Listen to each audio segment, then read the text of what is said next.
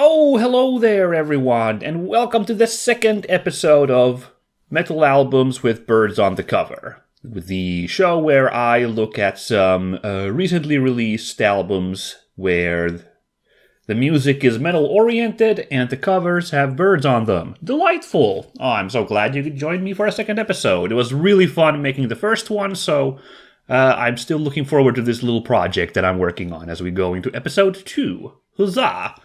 This month, for August, there's another nice bevy of fun new albums. There's also a couple of older classic albums that got re-releases, so I was listening to those as well. Because it was my first time listening to those as well, so, good to get a nice big picture of the music scene. Yes. Now, before we get into the album feature, the main show, I do want to talk about the one metal festival that I went to this year, or this summer at least, In August, I went to Dark River Festival in Kotka, here in Finland, and I might as well give a little bit of a report from there. Sadly, for the purposes of this show, which is metal and birds, the bird representation wasn't super good. In fact, I went there with my nephew on Saturday, the 10th of August. That was the last day of the festival. There were 10 bands that day, of which we saw 5. Unfortunately, none of the bands that we saw, I checked their discography, couldn't find any birds on those 5. 3 of the 5 bands we didn't saw did in fact feature birds on the cover. We had the Finnish doom metal band Kaunis Kuolematon and the Finnish melodic death / metalcore band Blood Red Hourglass, both of those featuring a bird on one of their covers.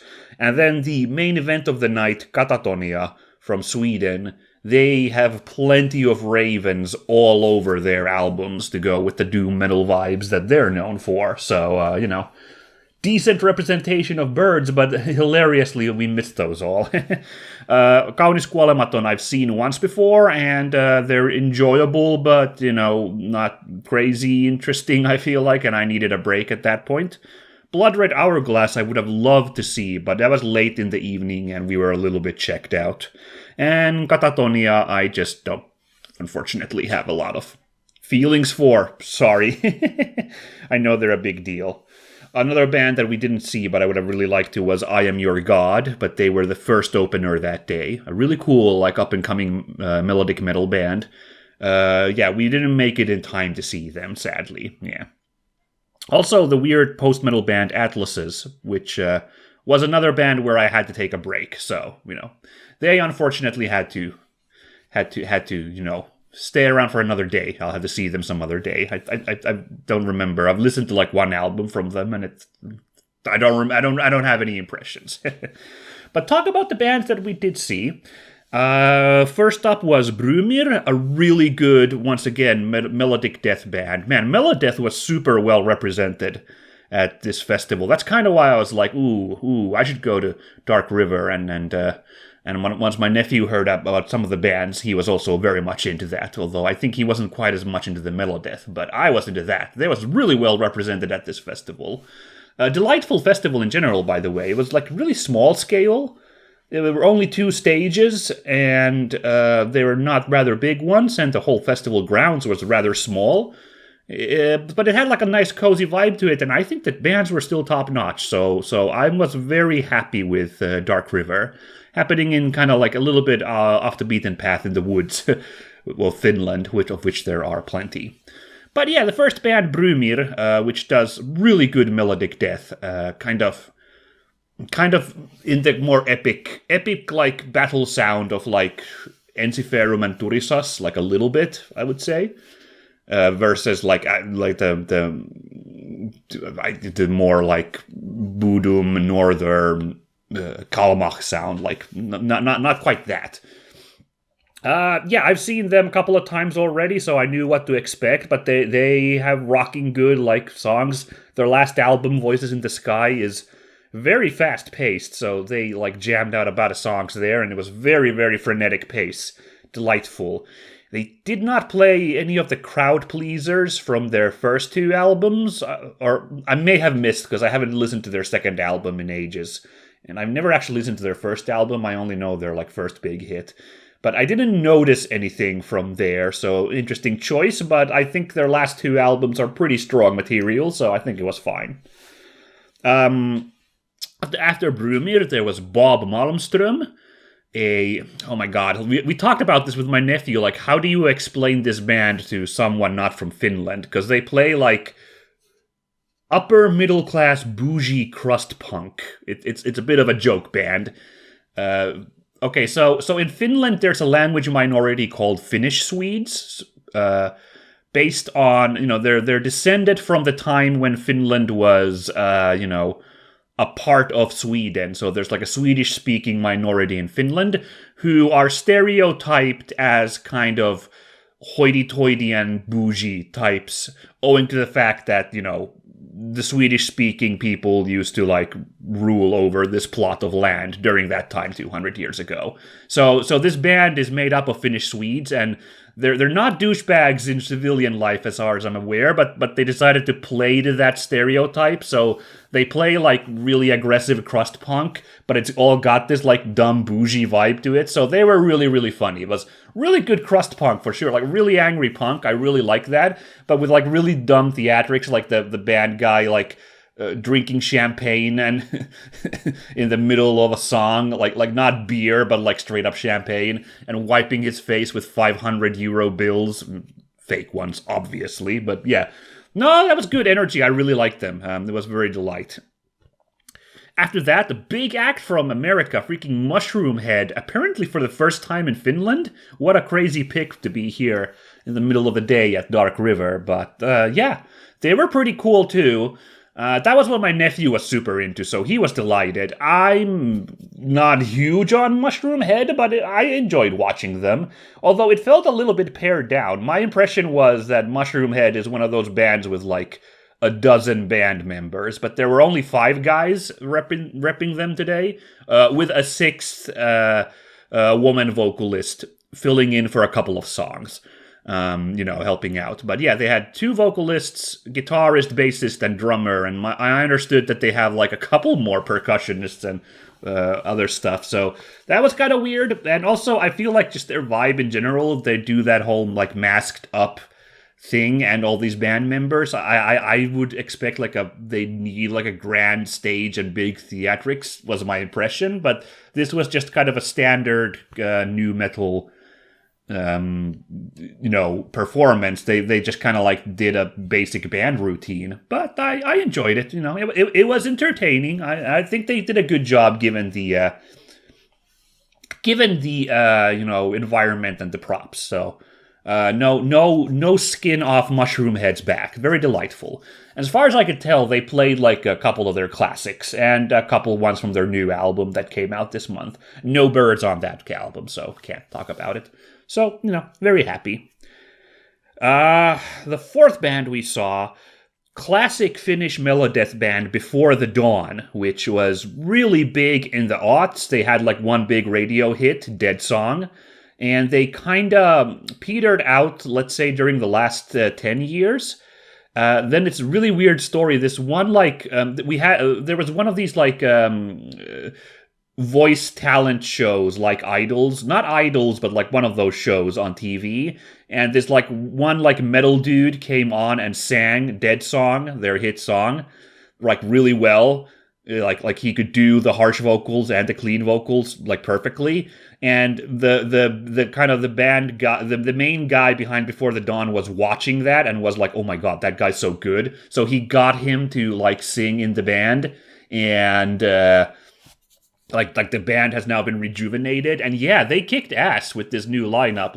I know that sounds a little there's always a little bit of an air of disparagement when talking about people who sing in these talent shows, but no, this guy's for real, Paavo Lapotti. He is a real good singer and got a great presence on stage, so yeah, that's great that I've been able to see Before the Dawn finally. I thought I thought they were really on fire, and their selection of songs was really great. Another just really chonky Melodeath coming through. Of course, they saved Dead Song for the final song, and that was very, very hype. You could tell that the crowd was pretty goddamn into that, so good freaking shit. Now then, the final band that we saw before we had to call it quits, and this absolutely, floored me, the complete surprise hit. The classic nu metal band Mnemonic from Denmark.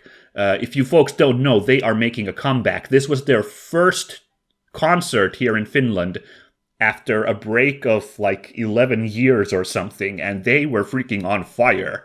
Now, before seeing these guys, I do have to admit, the only reason I knew Mnemonic was that their song Ghost is on the soundtrack of Uwe Boll's classic film Alone in the Dark. Specifically, it plays during the incredibly badly shot fight scene where everyone is shooting in the dark and it's impossible to tell what is going on. That's Mnemic's Ghost playing in that scene. So I really only knew them for meme reasons, although I thought that was a good song. No shade on that song, but I really only knew it for the meme fact that it's in this terrible movie. So I didn't have a lot of impressions going in, but boy, that was some really impressive. It was mostly not new metal. It was mostly industrial metal.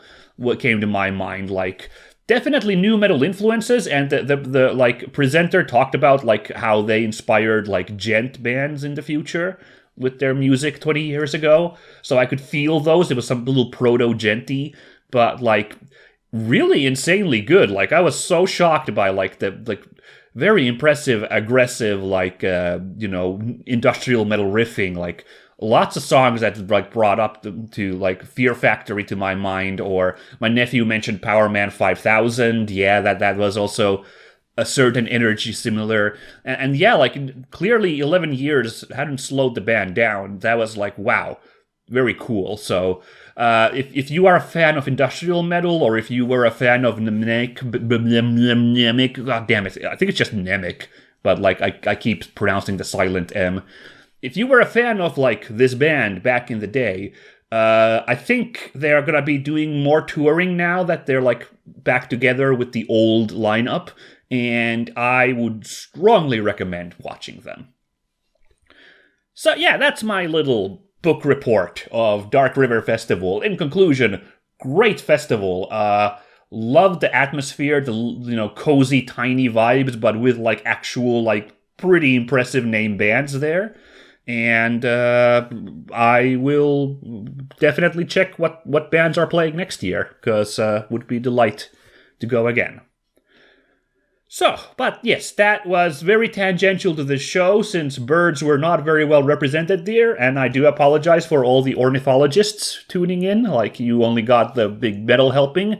Let's move on to some albums that I listened to, and let's talk about the birds and the metal. Okay? Okay, let's go! Let's kick it off with Germany's power metal juggernaut Blind Guardian with their album Somewhere Far Beyond Revisited. So this is a re-recording, I suppose, of what I believe was their fourth album that they released 32 years ago already. I was actually a bit surprised. In my mind, Blind Guardian is not that old of a band, but they had 2 or 3 albums already in the 80s, so I was a little bit misinformed on this band. So yeah, but Blind Guardian, pretty groovy band. It's got the big operatic power metal, taking as much from Queen as it does from power metal acts, and the lyrics are inspired very much by Tolkien and a bunch of other fantasy and possibly sci-fi sources, of course, all over the place. So, classic outfit. I almost did not take this album for consideration. I almost missed the bird here.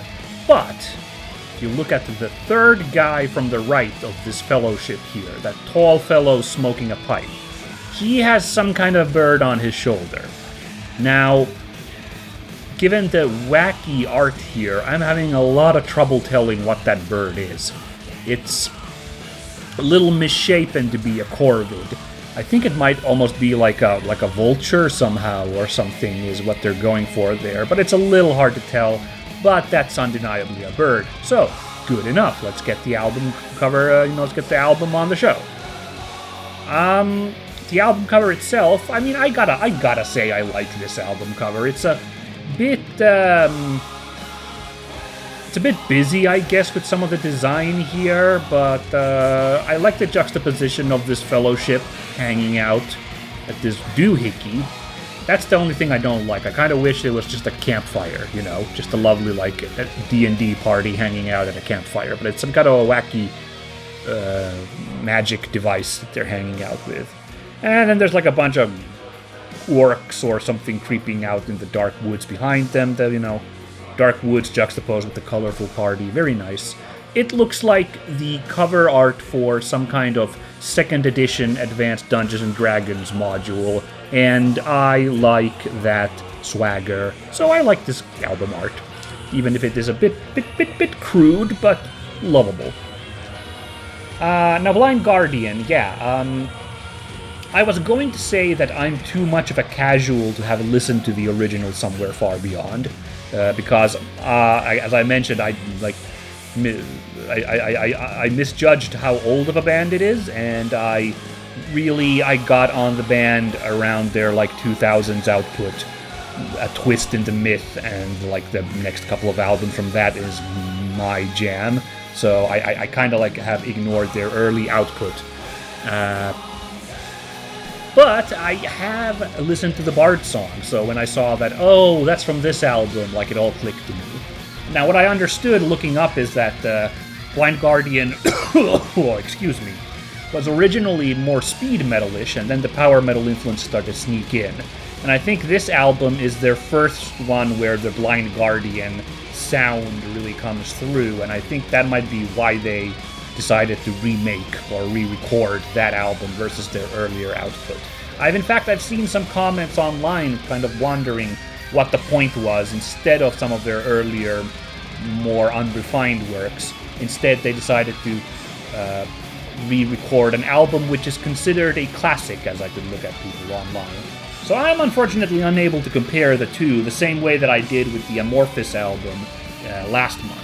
But I can at least tell you what I thought about this album, and it's pretty good. I like it. As a guy who has listened to slightly newer Blind Guardian, the speed metal influences got me a little bit surprised. The very first song, Time What Is Time, kicks off with a medieval lute or guitar. I'm having trouble telling which one, but it's evoking the thought of a medieval lute. But then a real speed metal riff kicks in. It kicks off way harder than I thought, in that sense. There are more big sounding, huge epic sounding songs mixed in for the power metal vibes that they would later be better known for, I would say, the big operatic vibes. That's already there, and I understand that this really is an example of that Blind Guardian sound coming together. But overall, it's interesting vibes to how, there's some that's, really, really hard-hitting, fast-paced, speed metal-ish music, balanced by the kind of more, big sound. So sometimes it's a bit Halloween, sometimes it's a bit, what I consider Blind Guardian to be, personally. And it's pretty interesting. There's more quiet soliloquies as well. Obviously, Bard's song itself is, a nice little, acoustic tune, the first one anyway. And overall, just, a good variety. I think this is a really good example of Blind Guardian and what they're all capable of. And I was pretty happy to hear it for the first time. Good stuff from the German power metal legends. Okay, this one is Ereb Altor with their album. Oh boy, okay. Blot il Taut. It's Old Norse. That was my best attempt. let's hope it worked out. Cool. The birds here. This is another corner case, isn't it? Because this is a band where the birds are simply in the band's title logo. It's not in the actual album art specifically. And this happened once in the first episode of this show. And as I mentioned there, you might consider that cheating to let a album cover on this show on those grounds. I say the band is simply being clever by forcing me to have to go through any releases that they put out, which might have this bird on the cover. To Ereb Altor's credit, I've checked some of their album covers. They don't even put these birds on all of their logos necessarily, so I'll allow it. Yes, it's two ravens here curling around this Viking doohickey. Because of the heavy Viking metal themes, we can only assume that these are Hugin and Munin, the twin birds of Odin, the two ravens. Probably, that's a safe bet. Kind of like the logo, Got those Viking twisty thingies in there, and the ravens look cool. The little blood splatter there is a fun little detail. The album cover outside of the two birds, it's alright, but it's not particularly interesting. I believe that's some kind of band logo they have in the background there. And it's a fine little Viking rune looking thingy. The flame in the middle kind of looks, I don't know, just kind of slapped on, so I don't know, I'm not really feeling this album cover, but whatever. Right, so Ereb Altor, it is a Viking metal band, as mentioned. And this is kind of an interesting release because this entire album is nothing but Bathory covers. So, quick primer for those who aren't familiar. Bathory was an incredibly influential metal band in the late 80s and 90s. I just completely blanked. They were from Sweden, right? Yes. The brainchild of the sadly passed away Quorthon. Bathory was basically a genre creator for two genres, which is kind of a big deal, subgenres of metal. They, first of all, in their first few albums, they kind of defined what black metal is in a lot of ways. They weren't the first black metal band, but the satanic connection and the look of black metal was really defined by Bathory, and the kind of sound to some extent as well. And then later on, Quorthon switched to Viking metal, and he basically invented that genre, switching to a little more epic and operatic influences in black metal, which eventually morphed into the genre that is Viking metal. So that's kind of amazing that one band pulled that off. And Ereb Altor is really big on that Bathory Viking metal sound. They say on their own Bandcamp page, they describe their band as Scandinavian metal in the vein of Bathory. So apparently they decided to, honor that legacy by just making an entire album of nothing but Bathory covers, which is this album here. This one's actually quite a bit old, this album, but it was released on CD for the first time, I believe, which is why it came on my radar here. It was an interesting listen. I will have to be upfront right away that I don't listen to a lot of Bathory, so I can't really compare and contrast these covers very well. Although I will admit that I do like the Viking metal stuff more than their early pure black metal, so I suppose this is more in my wheelhouse. I did notice that Ereb Altor did not cover One Road to Asa Bay, which I would say is the best Bathory song, and probably would have been really hard to, I can imagine the band being like, ooh, we can't do justice to that song, so they ducked out of that. They did open the album with A Fine Day to Die, which is another really huge release from Viking era Bathory.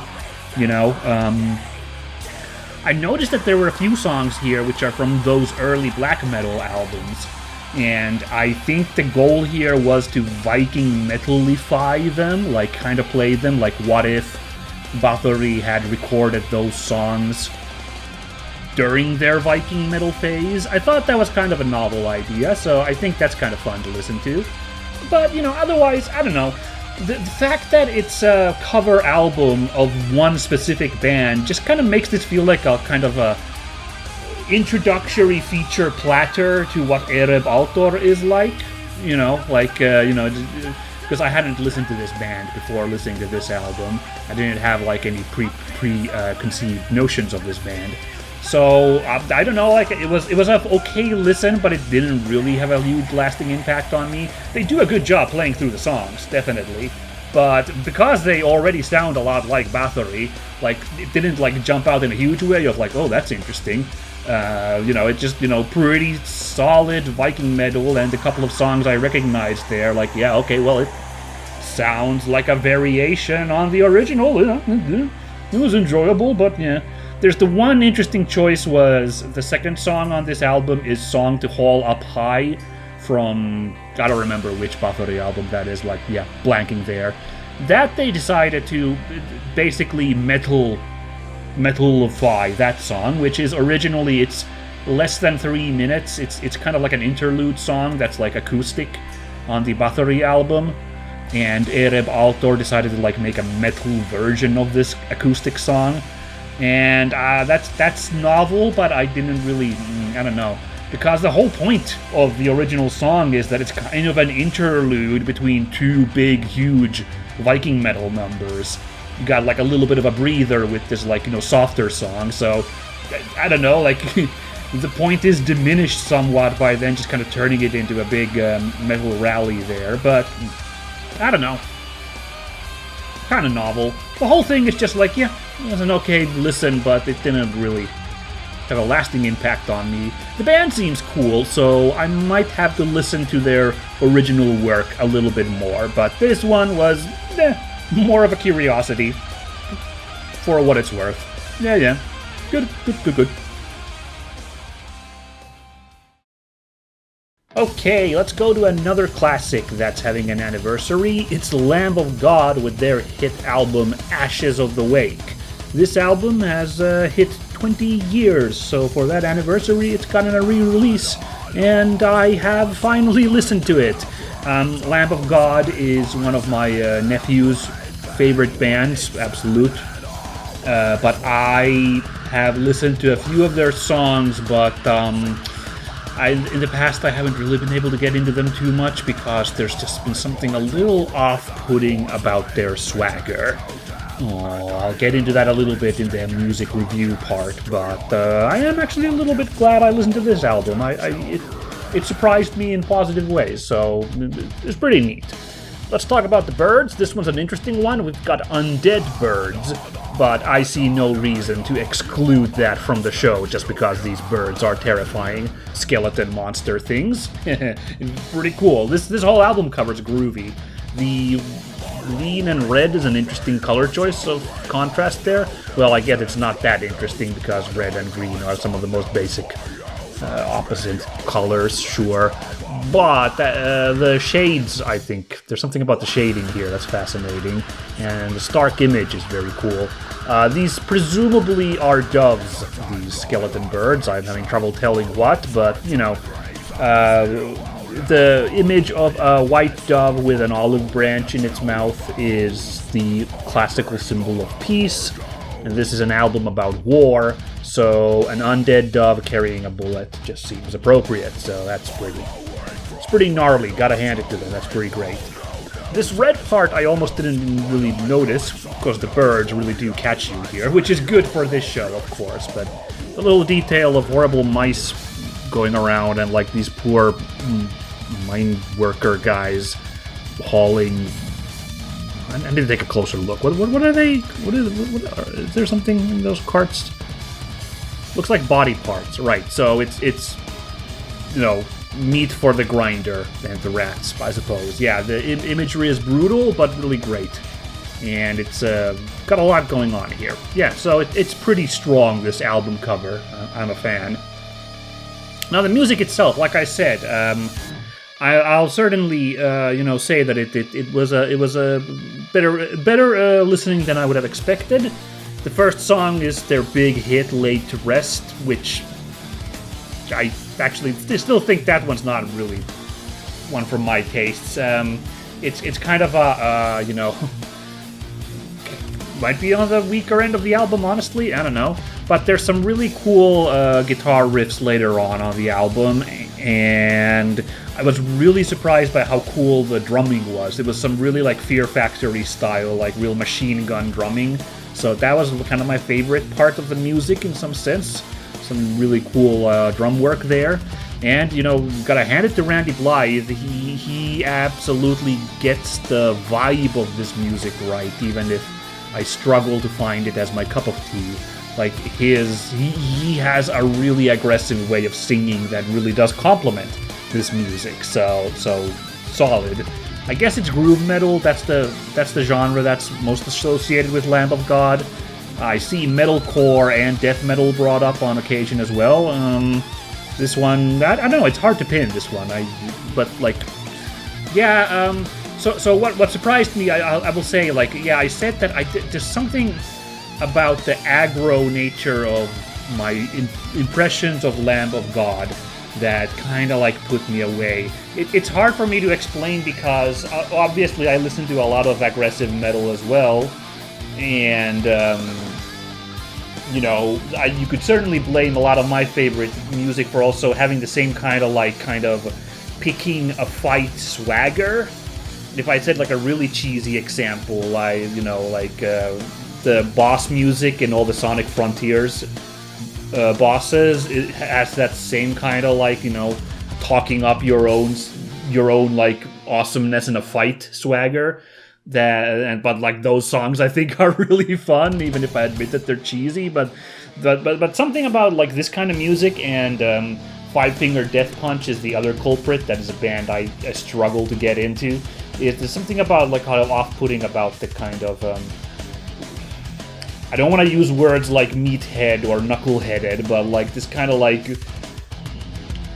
really puffing your chest out aggro attitude that seemed to be seeping to me when I just listened to these on a surface level. But I have to say that looking into Ashes of the Wake a little bit more, I think its heart is in the right place, or at least getting there. It is a direct critique against the Iraq War, which in 2004, just a year after the war started, is I'd say pretty bold to put that out there. And it's got a lot of you read the lyrics through, with a little care, and you realize there's a lot of different angles on just calling out, the Iraq War, but you could really any kind of war of aggression. It's very easy to pin these lyrics against. So it's actually it's more introspective than my kind of biased initial take would have given the album. It's kind of I kind of have to laud them for that. It's better vibes. I will admit, when the song Omerta started and it had that spoken word intro with a line "For a wounded man shall say to his assailant, if I live, I will kill you. If I die, you are forgiven. Such is the rule of honor." And that kind of made me go because that's exactly that on its surface read, that's exactly the attitude that makes me recoil. but then if you read a little bit into the lyrics at all for any of these songs, that aggression is channeled towards what I find to be a positive cause more than a simple just expressing this kind of pent-up anger and need for violence or whatever. That's not at all what's really going on here. It's quite the opposite, being an anti-war album. I'm gonna say I'm still not gonna really put this album on my regular rotation. My favorite song was Break You, which had an almost gent-ish kind of guitar work in it, and that was really fun. So I'll probably listen to that song a little bit more going forwards. But it even if the heart is in the right place, this really angry, constant aggression is a little exhausting to listen to. So I can't say that I'm still like I can't say that I've like been converted yet for this band. I think is it Sacrament is the purple covered album. I've heard there's a couple good songs on that one. So I can't name any off the top of my head, but that's the one I listen to more when I've allowed myself to listen to Lamb of God. This one I don't know, but it was, you know, I'm glad I heard it at last, and I found stuff to enjoy in it, but I don't think it's quite for me yet. Oh good, now we get to talk about Merzbow on this channel. This is his, I don't know how manyth album, Circular Reference. It's because Merzbow, like, releases, like, multiple records per year, so he's got, like, 400 records or something, I don't know, so I have lost count. Merzbow, if you're not familiar, is a one-man Japanese noise project, which means that this is another case where it's like, I'm not sure if this counts as metal. It's pretty far from anything traditionally metal music, certainly, because it's a lot of, like, machine sounds being made in a very harsh manner. So, but I'd say harshness is about the only, like, connecting thread there. But, like, if you go to metalstorm.net, Merzbow has a profile on that website. So, like, I guess this is associated with the metal scene enough that I'm gonna, like, bend a little and talk about it. Also, it just, like, seems funny we get to talk about the project. So, well, you'll have to indulge me. The bird is very easy to spot on this cover. It's a chicken, of all things, here hanging out. By the way, I'm pretty sure Merzbow has used birds quite a few times in their albums, so this might not be the last time I feature Merzbow here. Whether that's a good or a bad thing, we'll find out. The album cover itself, I quite like it. It's fun little painterly effect here with this chicken. I like how kind of grody its face has been painted, all the, like, folds of flesh on its waddle and everything. Good stuff. But the best part of this, honestly, I think, is the clever use of negative space on the egg there.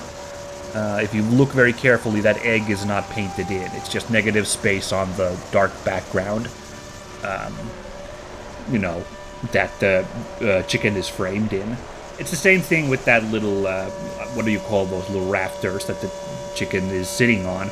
But I think the egg's, the cleverer part. So, alright, cool. I like it. It's an alright album cover. Let's get to the music. So I don't want to be very, negative on any genre. Not on this show, but in general. Like, I've kind of been in that headspace in the past of, like, being very judgmental against certain genres. I don't really want to do that. I want to be pretty dang open to any kind of music. So I'm trying to walk into this noise fest with as an open mind as I can. But after an hour of the kind of sounds you're hearing in the background right now, I did have to decide that this music isn't really for me. So it sounds like a number station has been lit on fire or something. I don't know. It sounds like, I don't know. I wanted to say that, like, because Merzbow is a Japanese artist.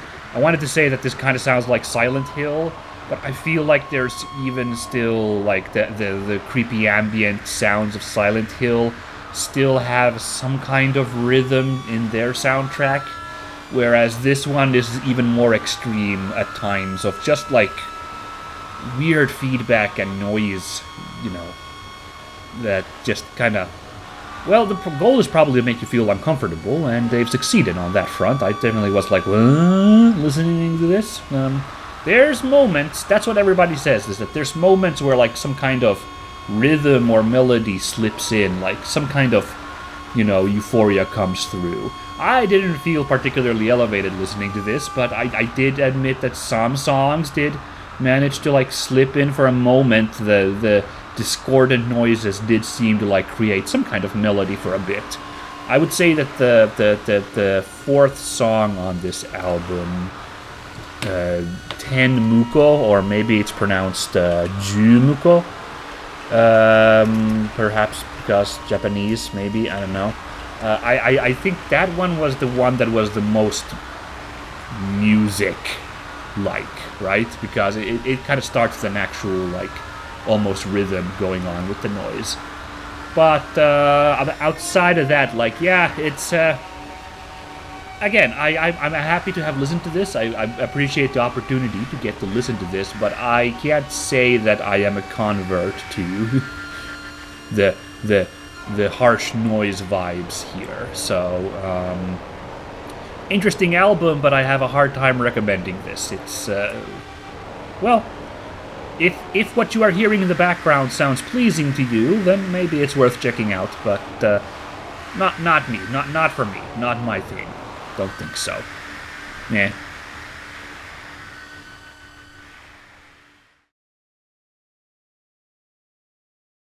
Mr. Misery. Alright, let's do this. Not to be confused with Mist of Misery, which is a symphonic black metal band, also from Sweden, and also on their excellent last album, Severance from 2022, also happens to have a bird on the cover, so wow.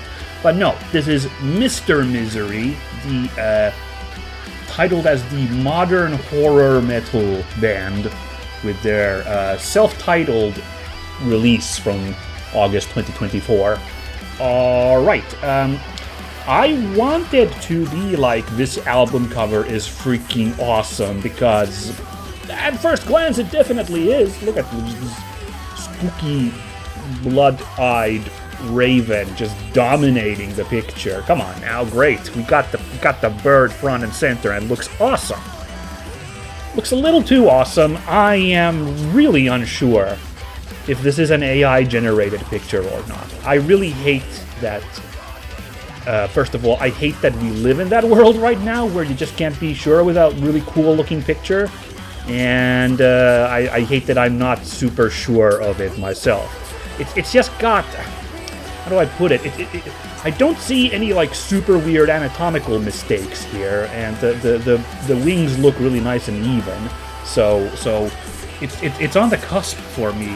But it does have like a bunch of those like kind of strange tendril shapes that AI image generation seems to want to create, and just the kind of, there's just something about like the way the colors contrasted it that is something that like machine learning images love to do. So yeah, if this is an actual picture made by an actual artist, I am really, really sorry for my skepticism here. Like you have made a really great picture for an album art here. If it is an AI picture, that's too bad, unfortunate. But so it goes. So right, let's talk about the actual music here of this album, their third album now from Mr. Misery. Again, I mentioned that they bill themselves as horror metal, and I don't know, I've seen people say that they're like gothic metal, but I did not get those vibes from this album, so I think the horror is more that there is some Marilyn Manson vibes in this music that I got at times. Particular, the sixth song on the album, Crooked Man, seems to be based on the nursery rhyme of the Crooked Man, and it has a lot of energy of Marilyn Manson's cover of This Is Halloween. But I don't think it's very... that song I didn't think was very good. I mean, the Crooked Man here. Wasn't very much a fan. It sounded a little too like it's trying to be scary nursery rhyme, and it just kind of feels corny, unfortunately. But otherwise, like, I thought the album... yeah, it had those moments. It's got moments where it gets like, you know, a little bit of spooky violins and spooky keyboards in there. That's, I guess, the horror vibe. Otherwise, I honestly got like kind of glam metal vibes, like modern glam metal vibes of something like Crash Diet. came through in a lot of songs. So it's a little bit of an album that balances between these two vibes. Kind of like that second side more, the glam metal vibe. Like the I think it's the one single off this album is Survival of the Sickest. That's probably the best song, and it feels like something that Crash Diet could have made. And I enjoyed that song quite a bit. And pretty strong opening too, like just kicks off with similar, just kind of like real hard-hitting music. But I have to say it didn't really leave a lasting impression, this album, on me otherwise. The horror elements just felt like, a lot of trying without any real backing up those attempts, so I didn't quite gel with the Manson vibes in here. The rock and roll sides was pretty charming, so those parts I took in more, but nothing really memorable outside of the couple of songs I mentioned, and one of them really memorable for the wrong reasons. The nursery rhyme song, just not kind of nah. Ah well, it seems like a band that's got a lot of promise to it, though. I like the swagger here. Their previous two albums I haven't listened to might be, some gems in there or something, but this one was pretty middle of the road. Yeah, Mr. Misery was actually playing at Dark River Festival that I talked about at the start of today's episode, but they were on a different day than when I went there, so I didn't get the chance to see them. So I can't comment on if maybe this hits harder live or not. Unfortunate, but yeah, it was an alright effort. Good stuff. Alright, now let's talk about Stoned Jesus with their album Seven Thunder's Roar. This is their second album, which actually came out already in 2012, so 12 years ago, but it got a recent re-release, so that's why I'm listening to it for the first time, I have to admit, which is a bit embarrassing because, surprisingly, well, to my surprise, the big hit song of this album, I'm the Mountain, has 15 million views on YouTube. That's a lot, especially for a over 10-minute long stoner metal song. I don't think usually those kinds of songs get that many views, so I'm really surprised that this in particular is that popular. Clearly outside kind of a little bit of its general audience, I feel like, unless there's a gigantic stoner audience that I didn't realize. I don't know. It's just weird because, comparison, Dragon Forces Through the Fire and Flames, I've always considered that that's a really insanely, long song. But that's actually, in my mind, I always think that that's over 10 minutes long, but it's only 7, so it's half of the extended version of Stone Jesus' I'm the Mountain. But that 7-minute version still has 16 million views, the same as this song. And that's going on, Dragon Force's massive hype, meme popularity. To, of course, in the interest of, accuracy, the actual video release of Through the Fire and Flames, which is cut down to 5 minutes long, that does have 140 million views, so of course that cleans out. But I'm, even the still the full version of Dragon Force on YouTube somehow matches, Stone Jesus' songs somehow match the secondary version on YouTube, so to speak, of the super mimetic, super popular song. So it, just surprised, impressed. Anyway, yeah, the album cover is fantastic for this album. I dig it so much. We got two birds here. There's that pensive-looking owl there, which immediately got my attention. And I almost didn't notice that there's also a crow down there at the bottom left. Probably the only issue I have with this album art is that the crow is painted so dark, and the forest here is also so dark that I almost missed that guy on my first view of this cover.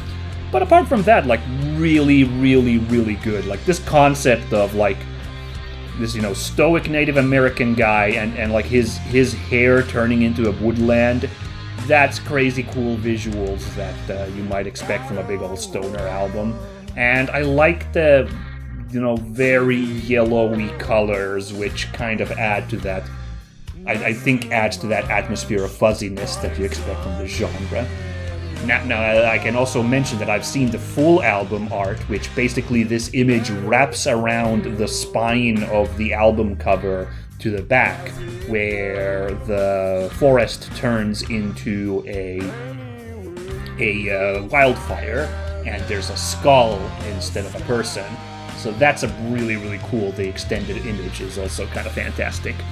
But yeah, no, this great album cover, very good painting work here. A delightful bird selection here. 2 different birds. Hey, that's pretty cool. Very nice. I'm also happy to say that I was really happy with the music itself.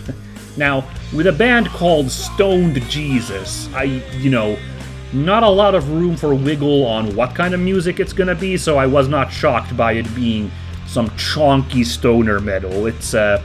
There are 5 songs on the original release, but those still add up to almost 50 minutes of music, almost. So yeah, and this new re-release has some extended versions. I do admit I didn't listen to those. I just kind of listened to the original release this time, but it's good to know that there's some extra songs there as well. And it's what you expect from good old stoner metal. Actually, the first song, Bright Like the Morning, really does add, express the etherealness of morning, I feel like, is very much exemplified in the music.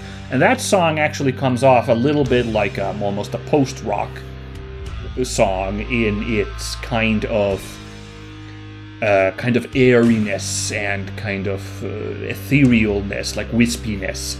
So I think that might actually, maybe the little hardline stoner and doom metal folks might actually not warm up to that opening, because it might be a little too kind of dreamy, I think. But after that, it's some really fuzzy and chonky bass playing, and some really groovy guitar riffs, exactly what you'd expect from some good stoner metal with some doom metal influences. So, Sabbath comes through at times in the music, like old school Sabbath, but also that kind of, southern rockish that kind of, sometimes is in stoner, It's a pretty good representation of the genre. The tour de force of this album, of course, is, as I mentioned, I'm the Mountain. It's by far the longest song on the soundtrack. The album. At 13 minutes is the truncated release, and 16 minutes is the full release. And it is, yeah, it really goes through a whole bunch of emotions. It's the kind of proggy song, jam session song you might expect. I'm really happy with it. I think I would say that this doesn't exactly stand out as an exemplar of the genre. It seems more like a great example, so exemplar in that sense. But it isn't exceptional as stoner metal. But I think it's a fantastic, representation of the genre. I might be a little bit biased because in the last few years I found myself really resonating with this genre. If you go back 10 years, I'd say, no, that's boring music. But I don't know, tastes change, and this is kind of my jam right now. So I was delighted listening to this, and I give this album a big recommend. Now let's talk about Sur Austru with their third album, Datura Str hiarelor. I am doing my best to pronounce Romanian, which I do not speak. Mi pare rău. So, right, I have not heard of this band earlier before being introduced to this new release from them. They are a atmospheric black metal with strong folk influence band. The only one I really know was by name their predecessor band, Neguro Bunget, which was a fairly well-known black metal folk band. At least I think they're pretty well known in their own country, which called it quits several years ago after their believe it was their drummer, was the kind of driving force of the band, died, sadly. So this is a band made by a bunch of former Negur Bunjet members trying to, kind of do the same, not the same stuff, but carry on, doing the sort of stuff they did in their old band. So, yeah, that's Sur Austru in a quick, package there for you. The birds are interesting in this album cover, which is interesting in general. There's a couple of birds here. The green fella, tiny green fella with apparently burning flame wings there is the most obvious bird, and that's the one that I was feeling safe enough to count this, because that definitely looks like a bird, although it's so stylized it's hard to say what it is. I get the feeling of a goose or a similar sized bird there, but who knows. Next to it you have a more fantastical looking, but still definitely avian creature, that orange thing with a crest on its head and blue wings, and it's got a wolf riding on it, or maybe a dingo. That one got avian features, but definitely would be a little bit of a hard pick.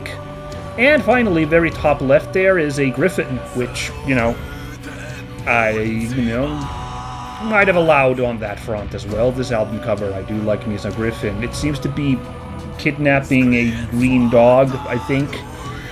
Very strange album, but I get the vibes here. All these fantastical creatures have a very medieval art vibe to them, which I think fits this folk black project. So I do think this is quite a fun album cover. My main issue is this warlock guy in the middle. I don't know why he has this conjoined double face. If this is some central part of Romanian folklore, I do apologize. Please do elucidate me in the comments, but I think that's just a step of weirdness too much in this image. If you look to the left, where you have this almost like a Japanese obi on the side, wrapping down the side of the image, which has the band's name and the album's name in very tiny script, it's also got a portrait of this goblin warlock man, and he's got a normal face there on that side banner. So I don't know, strange choice, but it is a strange album cover, so I guess it fits. Birds weren't very huge in this image, but I'll give it props for its choice. Now, the music was something that definitely grew on me the longer I listened to this album. It isn't quite the most intense black metal in the world, which why definitely you have to put that atmospheric caveat there. The vocals on occasion get very deep and growly, so that kind of fits the vibe, but then they're often just kind of also not that harsh. And the guitar work often is that kind of really discordant driving, thrumming of black metal, so it gets there. But I think it's a bit of a corner case. It's also not exactly kind of hard-hitting enough with the folk instruments to count as pure folk metal, I feel like. So I get why this gets labeled in black metal circles. Certainly you're not to expect the kind of high octane kind of vibes of Korpiklani or Eluvaitie, something like that that's driving really hard. This is very moody music all throughout. Although there are some, dare I say, groovy riffs at times, so it does get some good vibes, but often it's got that movie grandiose cinematic kind of soundtrack vibe almost, going with that atmospheric vibe. And the folk instrumentation that does come through, I do like it. There's some really inspired choices, including a Romanian pan flute called a nai that is featured often and I think sounds very delightful. There's also a very inspired choice, I believe it's in the song Formosarea.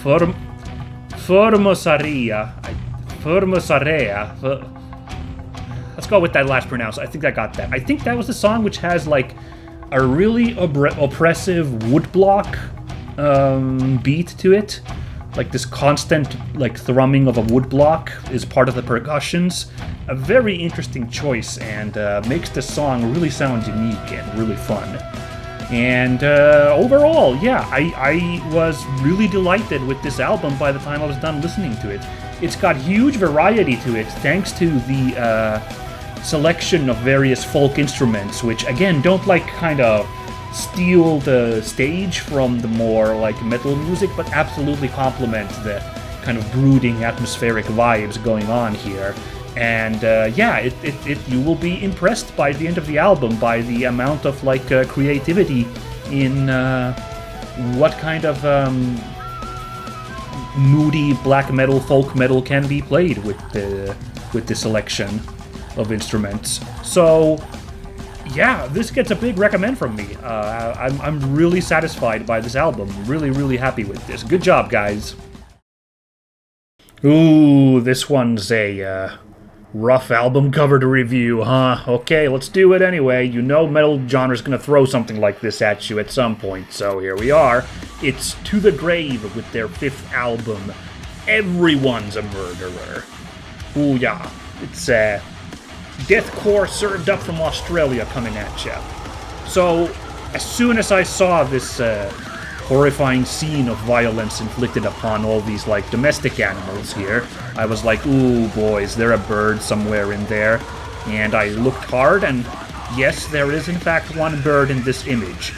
The kid in the middle left with that,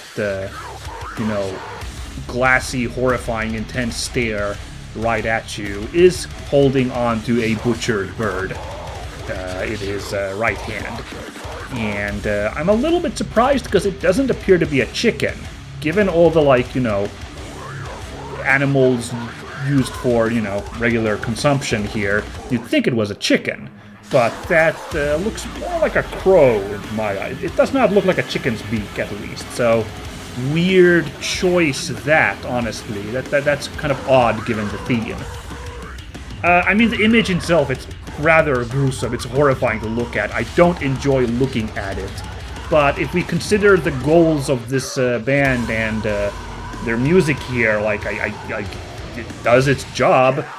To provide context, To the Grave are some pretty hardline vegans, as far as I can tell from the subject matter of the songs and, what I looked up a little bit about them. They're, so they are giving a pretty hard anti-meat eating line here. So this image certainly serves that message by making the consumption of meat look as macabre as possible, and gruesome and horrifying. It is. I do like this. The one kid I mentioned having this glassy stare. Well, everyone else is just having a great time eating here.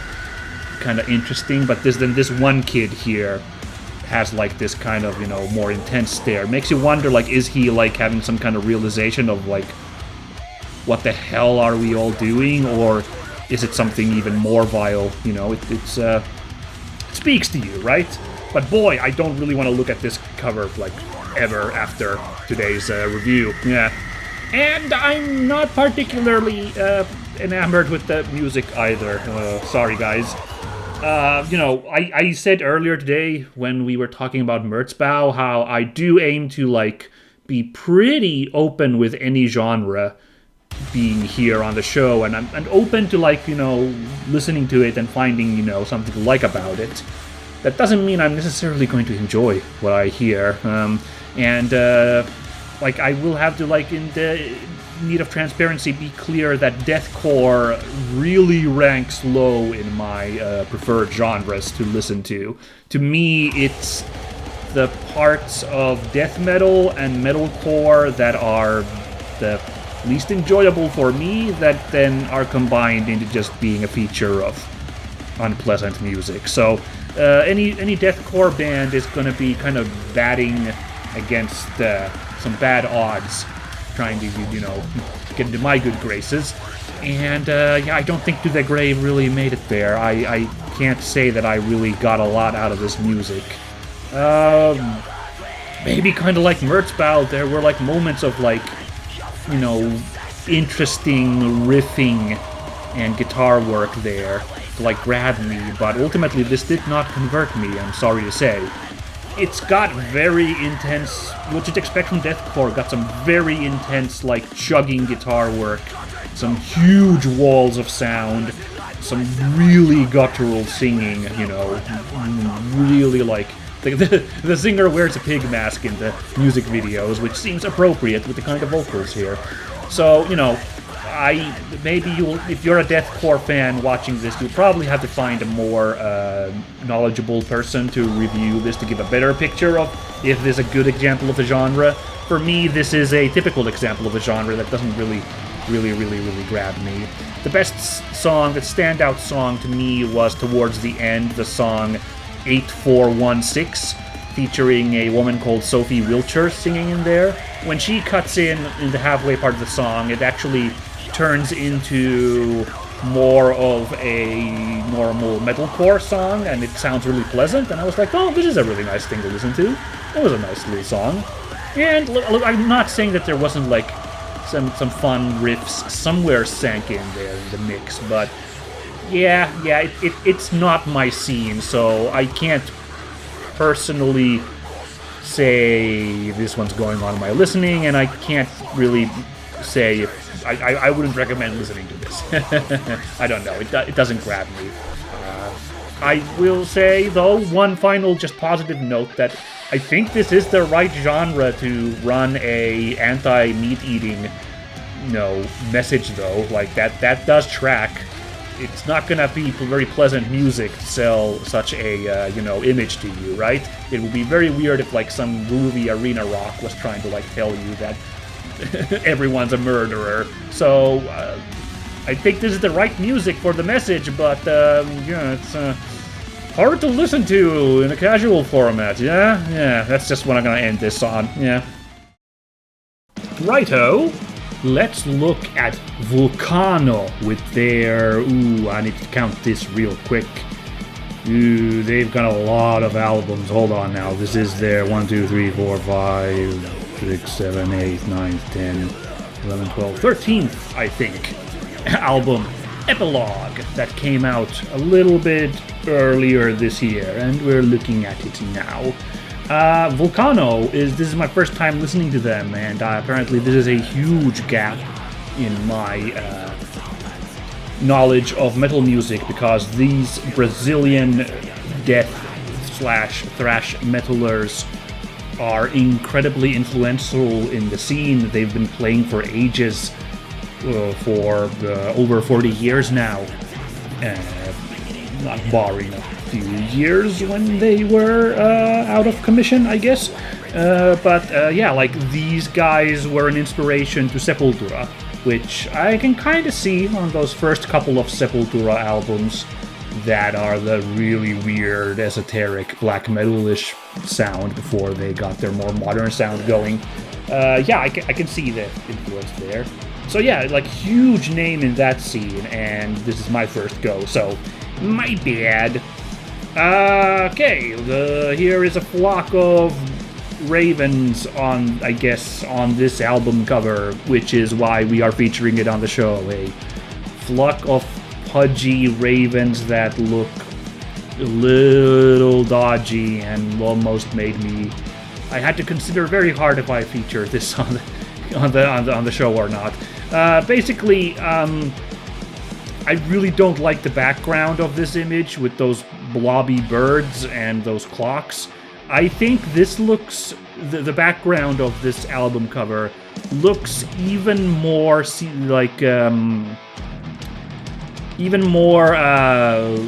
AI generated than the Mr. Misery album that we talked about earlier in this episode. I mean, look at those freaking clock faces. Some of them they're complete messes, and they seem to have more than 12 numbers on them, some of them. Like, it's... ugh. And those birds are... it could be a stylistic choice to just paint them in. Probably, if I had to paint a flock of birds, it would probably turn out a little bit something like that, sure. But it also seems like something that's AI generated. So I think the background of this image is kind of a shoddy AI background.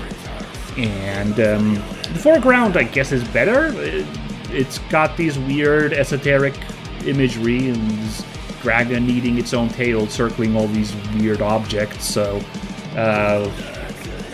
if this was just this foreground image with a completely black background, it would be a better image. Don't know if it still would strike my fancy, but like for now, this is unfortunately of the 2 episodes of this show that we've done, this has to be my least favorite album cover that we've looked at. But that doesn't mean I'm not gonna feature it here, because it does have a flock of ravens over there in the background, or something. Flock of splotches. Now the music itself is, oh boy, fascinating. I did like the musically this album. Like, it was a fun listen. A very quick listen to, also. It's, there are 8 songs on this album, plus one, like, opening, like, build-up thing. You know, for like a minute and a half, I think. Not even less, I think. Anyway. Yeah, so, but like 8 real songs, quote-unquote. None of them are over 4 minutes long. So that means that this whole breezy thing is done in half an hour. And it's like really just constantly pounding, constantly like going, thrash metal bordering on like death metal. It really reminds me of like when Slayer had their big breakthrough with Rain in Blood. That one is also a really quick album, and Slayer to me has always been like the most intense of the big 4 thrash metal bands, and Vulcano is giving me those exact vibes with this album. There's some catchy songs here for sure.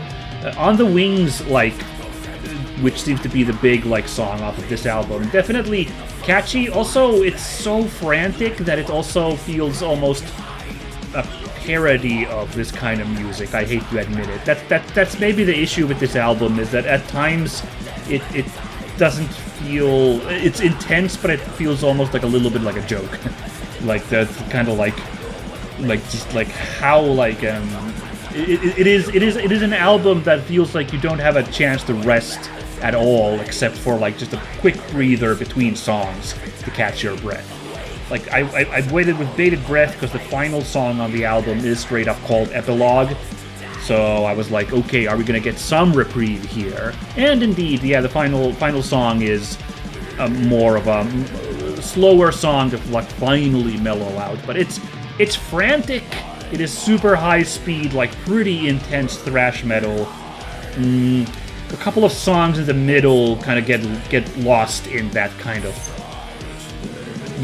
mass of it, but there are catchy songs to be found here, like On the Wings, if you can like imagine sounding almost a little bit like a joke.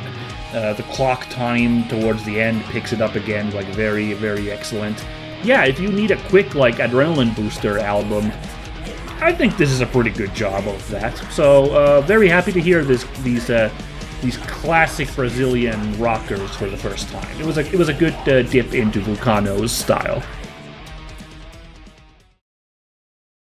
Okay, let's cap off the August episode by talking about Zeal Ardor's 4th album. I'm not 100% sure how to pronounce the name of this album. My first inkling was that it's Greif, but there is like a griffin theme throughout this album, if you look at like the videos shot for the songs. So it's entirely possible that that's supposed to be Greif.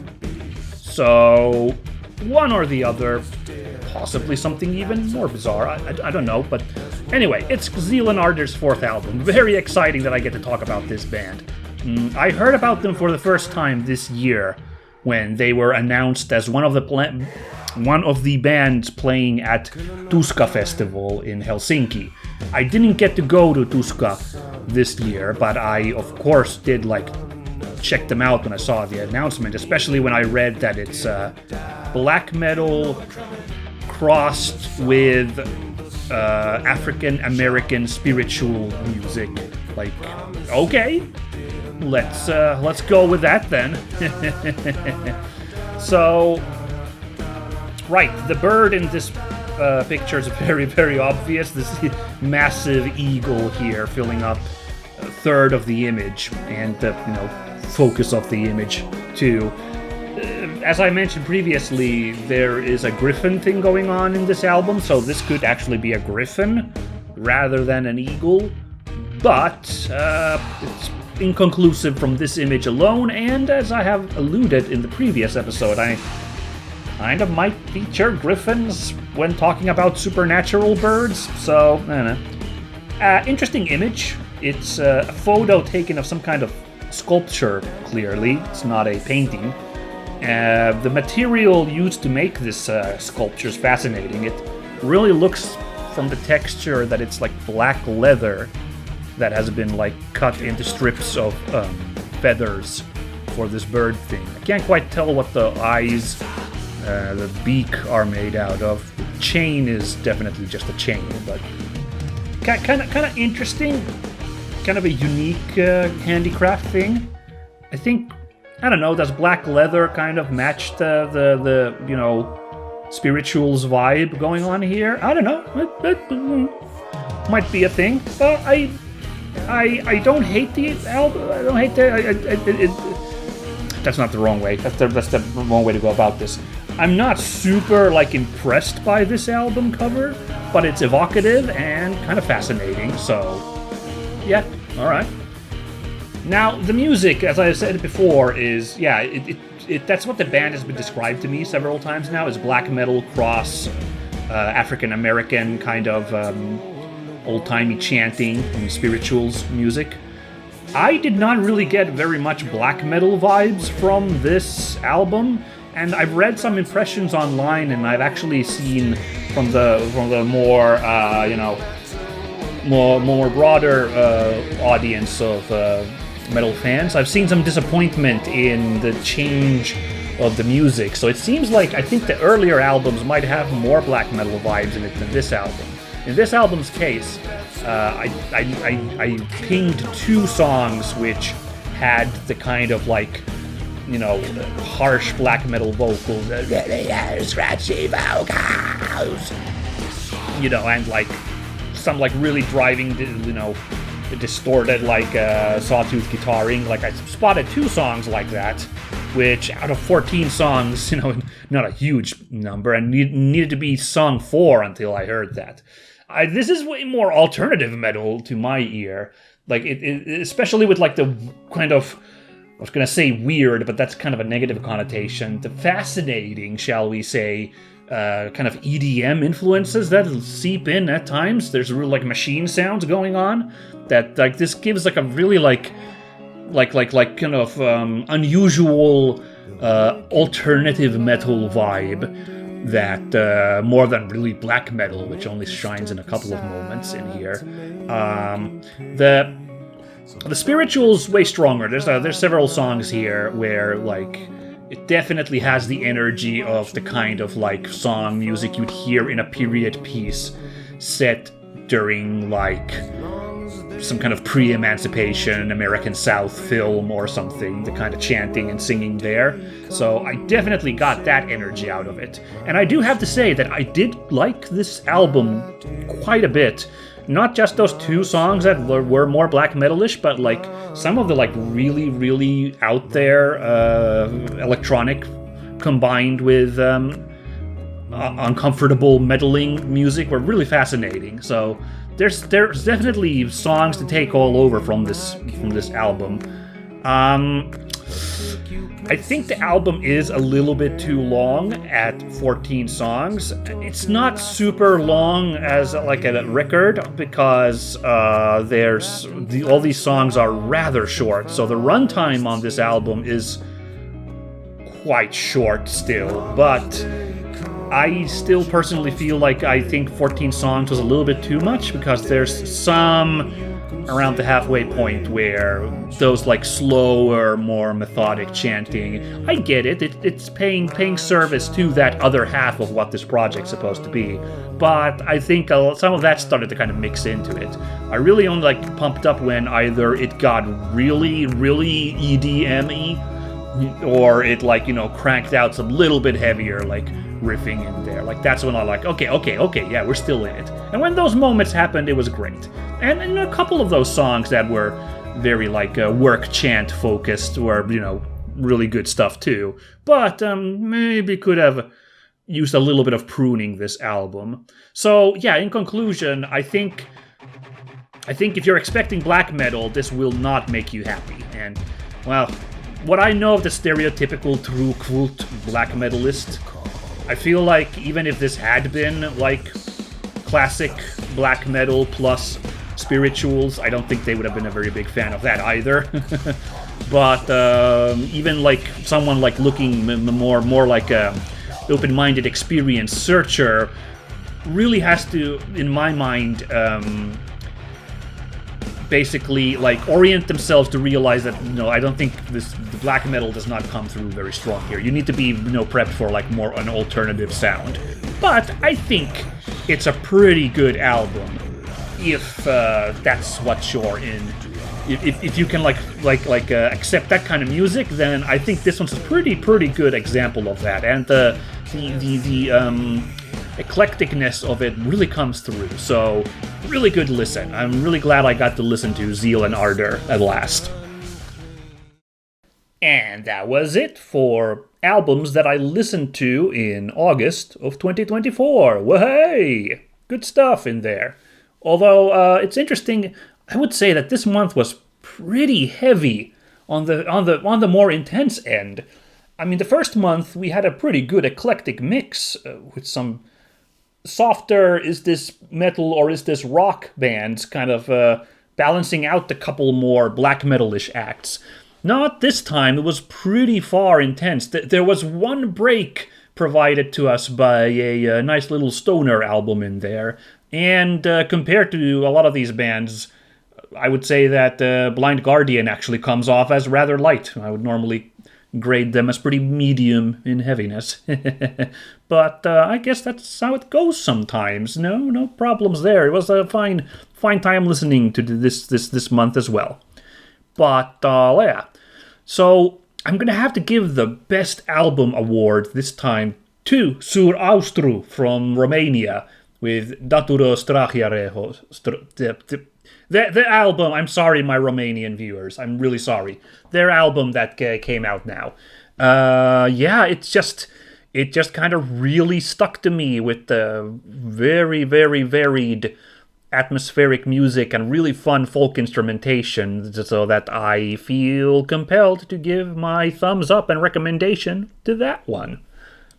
This is interesting. This is a real victory lap for Central Europe here so far, which I didn't expect, because the first episode of this show, I gave it to Seer Bliss in Hungary, and now Sur Austru in Romania is getting the prize. I don't know if this streak is going to go on for how long, but it's fascinating. I will say, though, Sur Austru was not the best album cover this time. I definitely am fond of Stoned Jesus' album. Thought that was just a really lovely painting there. The choices of warm colors, the interesting kind of design on the Native American and the hair turning into a forest. Very, very fun, innovative. It's a real nice winner. But yeah, that would have actually been my second choice for Best Album, but Sur Austru was just kind of more captivating, so gotta give it to them. But yeah, this was delightful, once again.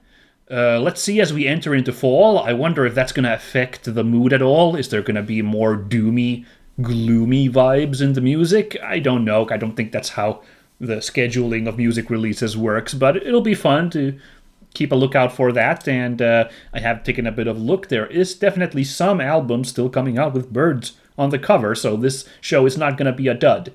If you enjoyed today's show, please do check the... in particular, if you enjoyed the music, of course, please do check the description of this video, where I will have some links on where you can go to get the music if you really liked it. Whether it was Sur Austru that grabbed you, or some of the other selections maybe you have a very different taste from me and you want to grab one of those albums that I was a little down on, to show those bands some love. That's great too. So do have a look if you are able to support these bands. But otherwise, I will catch you at the end of September to find out what we've heard by then. See you then, everybody!